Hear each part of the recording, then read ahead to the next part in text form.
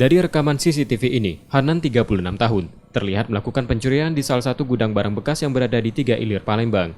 Dari rekaman CCTV ini, tim anti bandit Polrestabes Palembang menangkap tersangka yang tidur. Tanpa perlawanan, tersangka langsung dibawa polisi. Pada polisi, tersangka mengaku melakukan pencurian di gudang tersebut pada malam hari saat tak ada aktivitas.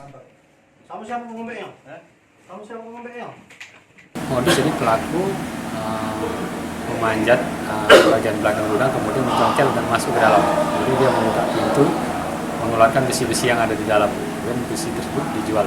Pelaku diamankan di mana? Pelaku kami amankan di tempat persembunyian. Barang bukti kita amankan? Barang bukti yang kita amankan berupa alat yang digunakan, dan juga pakaian, dan ada rekaman CCTV. Ini ada pelaku lain nggak? Masih kami dalam. Untuk proses hukumnya, tersangka ditahan di tahanan Polrestabes Palembang dan terancam hukuman 5 tahun penjara. Yudi Kiswanto, Kompas TV, Palembang. Itu yang kau jemur itu apa? Yang kau jemur apa?